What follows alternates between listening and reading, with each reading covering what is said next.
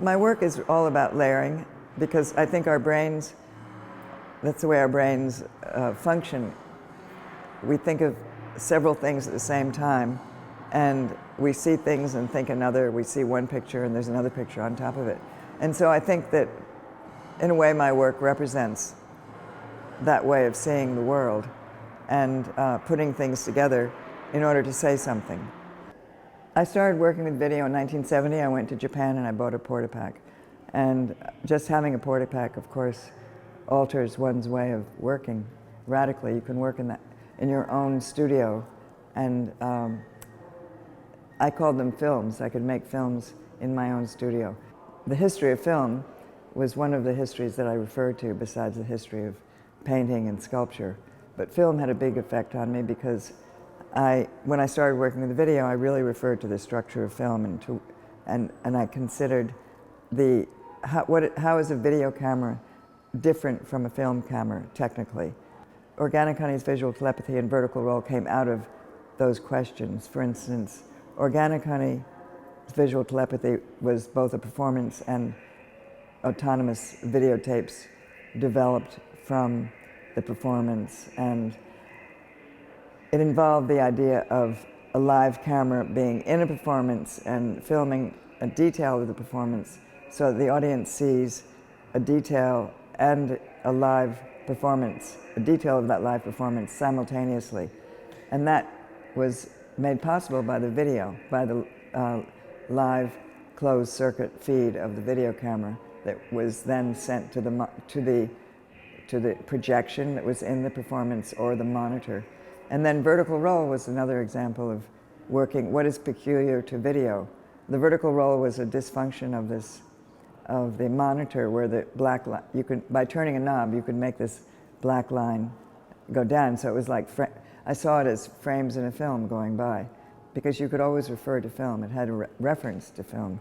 And so vertical roll came out of this concern with what are the properties of video? What's peculiar to video? And then as far as the feminist aspect, the subject matter was searching and developing a piece questioning whether or not there's such a thing as female imagery, because everybody was talking about male and female. And on the other hand, that was the time of the feminist movement. I mean, it had been going on for a while, but it really gained a lot of momentum in the 60s and 70s. And women were kind of bursting out of their seams. So it was very exciting. And because also I think that everybody felt that it was a new energy at that time. And everybody felt that, so it made it very vital and alive. That was a big concern, and I was very involved with that, with self-examination, looking at myself and the relations I had with friends. Women, how do they relate to each other? That was one of the big questions. And men were also going through the same changes, and they were very concerned with these questions as well. So it was that was another aspect. Politically, it was a very exciting time. So Organic Honey is about looking at female objects and female gestures, and it involved me dressing up and putting on a disguise, creating an alter ego, because I wanted to create this character, Organic Honey, that was sort of not the opposite of me, or an alter ego. I developed a way of performing with the video camera, and the video camera was my frame. It framed me, and I looked at myself while I was performing and also recording video, autonomous video works. I always perform in relation to the frame of the camera, what the camera saw, that frame and that space. So it's a combination of all these different things, the content being what is female, and then the picture that you're making, the picture in the frame, and how do you use that space. For instance, if there are figures in a painting, the figures are enacting a kind of tableau vivant in Renaissance painting, say, which I was also interested in. And then in film, of course, the figures are enacting a situation. And so for me, the image is what I work with. And the image is made partly by the person in the image manipulating objects, making drawings, performing actions. And that's the way I think of that. I think you see it from the very beginning, the landscape, that my work is either shot mostly in landscape or, of course, interiors. And the landscapes began at the very early, like Wind, for instance, was made. First of all, that was an indoor performance, and then we took it outdoors to the beach. And that's the landscape that we worked with. And then the wind. I liked very much what happened. It was the coldest day of the year, and the wind was blowing. The wind became a character. So nature for me is very exciting and wild. And then Song Delay is the same. It's not nature, but it's the landscape of New York City, and it's near the river. And I like cities that are slightly in ruins with holes in them. So now New York has been all built up and gentrified, so it's not so interesting for me to work in the streets as it was in the early days. I think in this show, you see nature in almost everything. In the shape, the scent, the feel of things, you see the landscape of the Southwest, because the landscape is actually an important part of the narrative. That's where the action took place, and it influenced the story. And so I went to the Southwest and filmed the landscape there, because I was interested in rituals of other cultures, and so I went to see the Hopi snake dance. Now you can't see that, and I was very lucky to see it, but I could never do anything with it because I didn't want to. You can't possibly represent the Native Americans, because it also relates to how the Native Americans were treated, although I don't specifically address that. So you have to consider all these different layers, you know, the political undertones of any subject. Later on, I found Warburg's writing, Abbe Warburg, who also went to see the Hopis in the beginning of the 20th century and wrote about it. So I approached it through his writing. You can see in the video, it's a long,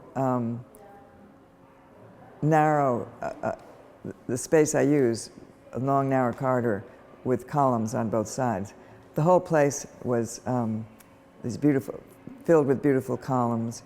So the piece is also about that, about the space of Dia Beacon, which Warburg gave this talk about his experience in the Southwest. He'd had a nervous breakdown, and he was in a sanitarium in Switzerland 30 years after he had had this experience. He never wrote about it until he was in the sanitarium. And then he gave the speech to the psychiatrist to prove that he was cured. And so I saw the Dia Beacon as kind of the hospital in which Warburg was staying. And so the audience plays that role of the listener, the psychiatrist, which the psychiatrists were. They are not the psychiatrists, but they're in that position. One of my inspirations, of course, is language, and that's just been a continuum through the whole work. In Portrait of the Artist, there's a character, Stephen Dedalus. The myth of Icarus is used to represent an aspect of his life, of the main character of Joyce. So I was interested in how writers used myth to represent aspects of their characters. And then when I actually began to, my first mirror pieces, I was reading Borges when he was just translated at that time in the late 60s. And they're beautiful stories, of course. And so I read all his stories in labyrinths. And I copied out all the references to mirrors.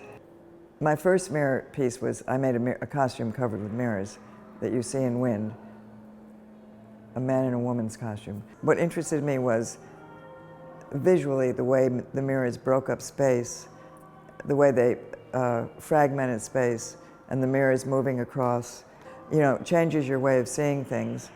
And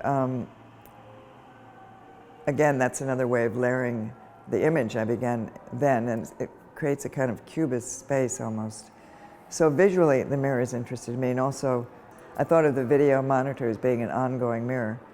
And I think that artists, when they first got these video cameras, and they sat in front of the monitor with a camera, everybody was fascinated with this immediate feedback. And it was a mirroring, it evoked a kind of extreme form of narcissism. And that's another thing that disturbs people, narcissism. So I kind of explored that aspect of our relation to mirrors through narcissism.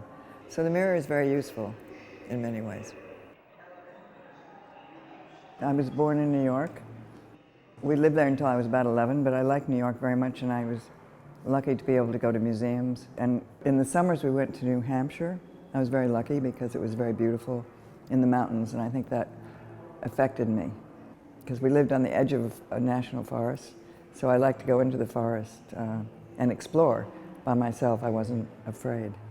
I think that had a lot to do with how my work has developed.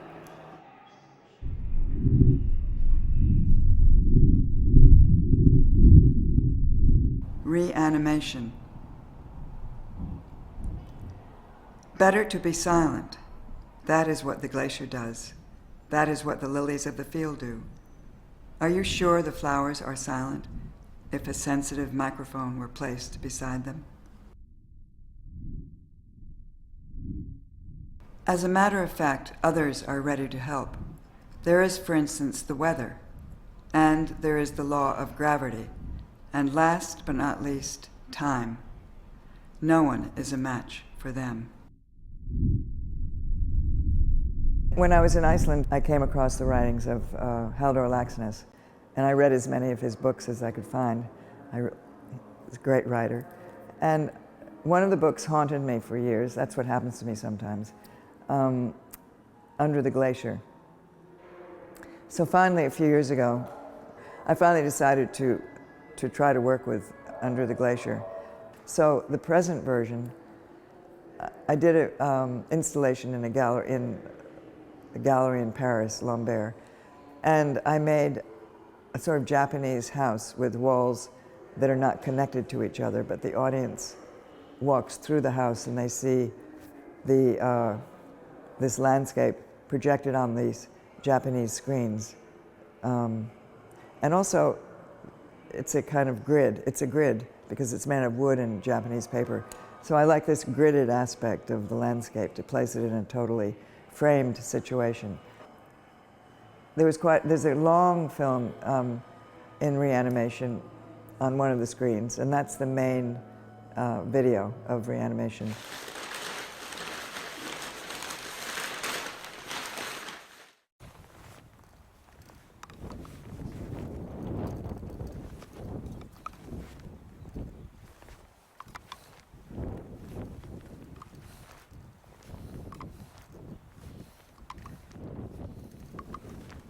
What I do is take fragments. It would take another kind of approach, a more narrative approach, more purely narrative approach, to deal with the whole story.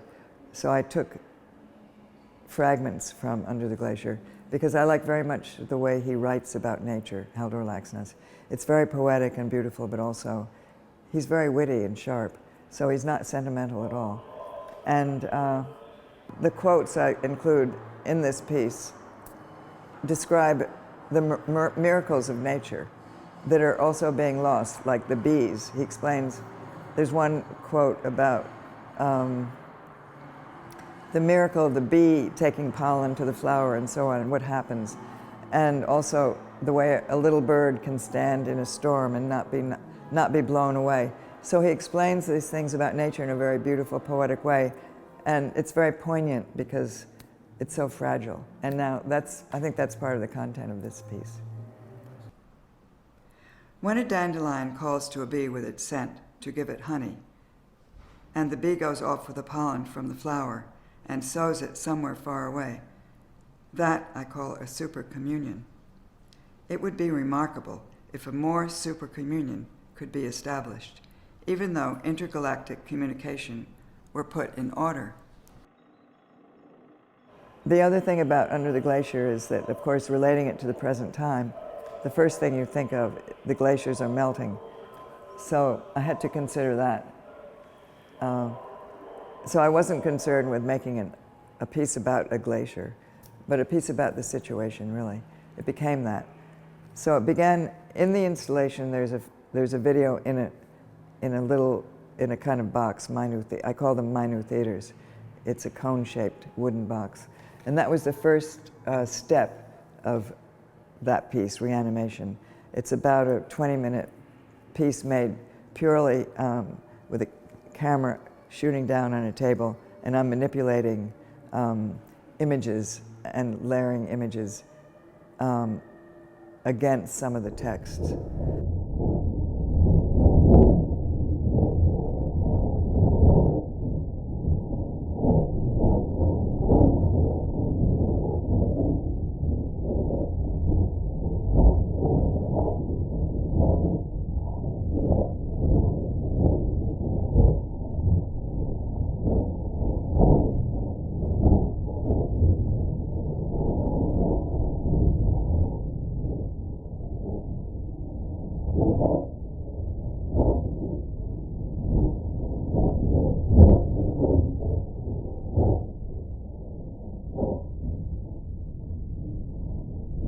Instead of going to Iceland, which I thought I was going to go to Iceland to film, A.K. Dolvin, a friend of mine, asked me, a Norwegian artist, asked me to go and stay with her in her house in the Lofoten Islands. And it's inside the Arctic Circle in the winter. I really wanted, I had to find a place with snow because I was asked to be in Documenta, so I was filming this, another section of the story in the winter. I had to do it in the winter. And I wanted snow, of course, and snow and ice under the glacier. So, so I went to the Lofoten Islands with A.K. Dolvin, and she was very nice. We just drove around all day, every day, and I took my camera out and just filmed the landscape. It was beautiful. And you know, it's very mysterious and mystical in a way, you could say. So that's how that piece developed. And then my underlying concern is the environment. Maybe it is political. Because the piece becomes, you see it, I used, there are scenes in which I shot, I reuse, one of the things I do is I reuse early work. And in 1973, I made a piece in a swimming pool in which myself and 2 or 3 other women were swimming underwater, and I filmed from the top of the pool, so you see reflections and you see layers of figures. And I use that footage in Reanimation to show, because the glaciers are melting. So some of the scenes using objects and dolls and animals superimposed in the water to show an underwater, watery world, which is what happens with the glaciers melting. Also, there's one, I make a drawing with, I pour a little bit of ink on the paper and then I put ice cubes on it and I make a drawing. For me, that was the oil that's going on the snow. So my work is not didactic and it's not obvious, but there are many subtle references to what's going on in the world. So a lot of people find this work sad, actually. They said that it was sad. And it is, it's about the environment, what's happening. I think that for me, when I go to look at a work of art, I'm interested in the way it affects me and how it changes my way of seeing things. How does it affect me? And I could look at a painting or a film or hear a piece of music, and how, when I leave that space, what do I bring with me? And I hope that my work can somehow perhaps give people a different way of seeing things or experiencing things. I hope it, I think the most important thing is for them to just be with it and experience it. I don't have a way of knowing how it's going to affect individuals because everybody sees it differently.